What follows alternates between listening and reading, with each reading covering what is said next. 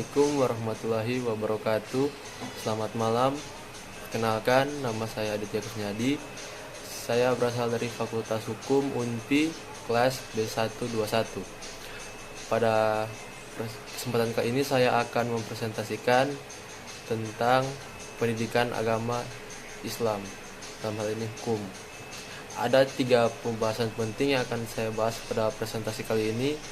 Yang pertama mengenai ilmu pengetahuan, yang kedua mengenai lahirnya Al-Quran, dan yang ketiga Al-Quran sebagai sumber pengetahuan. Kita masuk pada poin yang pertama, yaitu mengenai ilmu pengetahuan. Ilmu adalah pengetahuan yang berdasarkan kenyataan dan telah disusun dengan baik. Ilmu bukan sekedar pengetahuan atau knowledge, tetapi merangkumi sekumpulan pengetahuan berdasarkan teori-teori yang disepakati dan dapat secara sistematik diuji dengan seperangkat metode yang diakui dalam bidang ilmu tertentu. Pengertian secara ilmiah yang paling sering digunakan, ilmu adalah sekumpulan pengetahuan sistematis yang merupakan produk dari aktivitas penelitian dengan metode ilmiah. Pengetahuan merupakan akuisisi terendah yang diperoleh dari rangkaian pengalaman tanpa melalui kegiatan penelitian yang lebih intensif. Namun pada dasarnya ilmu dan pengetahuan itu berbeda. Perbedaan terlihat dari sifat sistematisnya dan cara memperolehnya. Dalam perkembangannya, pengetahuan dengan ilmu bersinonim arti, sedangkan dalam arti material keduanya mempunyai perbedaan. Segi-segi ini dibatasi agar dihasilkan rumusan yang pasti. Ilmu memberikan kepastian dan membatasi ruang lingkup pandangannya, dan kepastian ilmu diperoleh dari keterbatasannya. Dengan kata lain, ilmu berbeda dengan ilmu pengetahuan. Demikian juga pengetahuan yang berbeda dengan ilmu pengetahuan. Istilah pengetahuan sangat luas. Oleh karena itu, tambahan kata ilmu dapat mempersempitnya.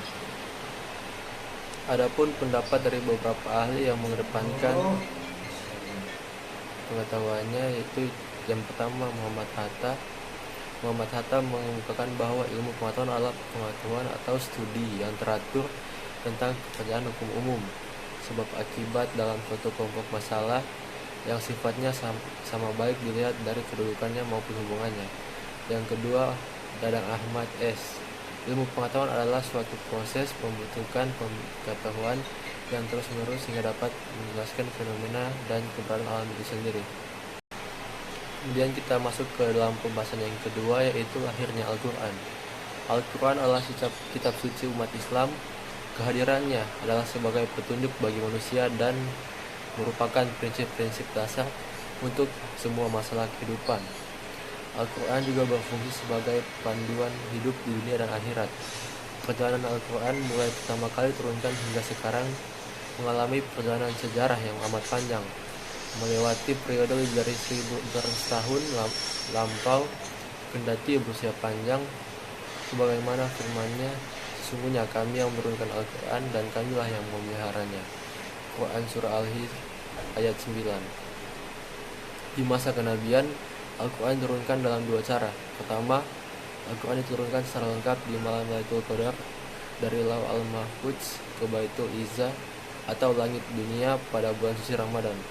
Hal ini dijelaskan Allah Subhanahu wa taala dalam surah Al-Qadr ayat pertama, sesungguhnya Kami telah menurunkan Al-Quran pada malam kemuliaan.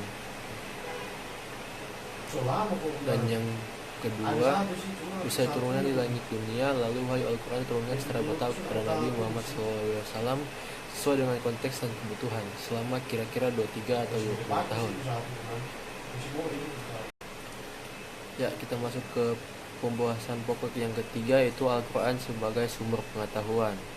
Secara general, Al-Quran didefinisikan sebagai sebuah kitab yang berisi himpunan kalam Allah, suatu mukjizat yang diturunkan kepada Nabi Muhammad SAW melalui perantara malaikat Jibril, dituliskan dalam mushaf yang kemurniannya senantiasa terpelihara, dan membacakannya merupakan amal ibadah. Al-Quran juga merupakan pedoman hidup bagi manusia di dunia dan akhirat.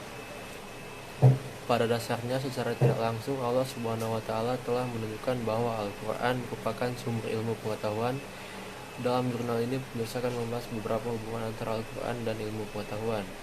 Adapun tujuan dari penulisan jurnal ini yaitu untuk mengetahui hubungan antara Islam dan ilmu pengetahuan, hubungan antara sains dan Al-Quran, hubungan antara Al-Quran dan matematika, mengetahui perkembangan hubungan antara ilmu pengetahuan dan Al-Quran, dan mengetahui pandangan Islam terhadap ilmu pengetahuan.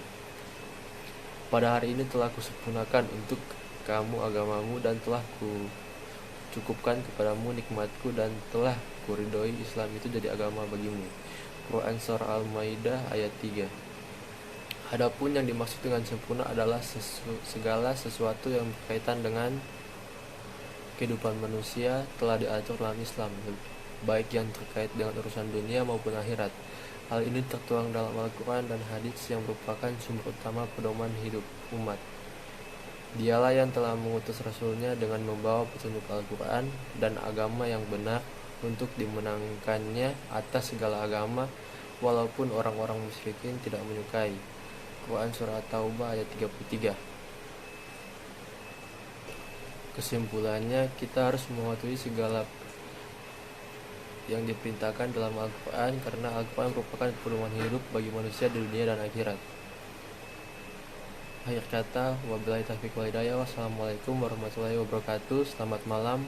Dan bagi teman-teman yang ingin bergabung dengan kami, silakan hubungi di nomor telepon 0431827686 atau langsung kunjungi alamat di Jalan Walter Momencidi 6 nomor 129 Bahu Lingkungan 2. Sekian dan terima kasih.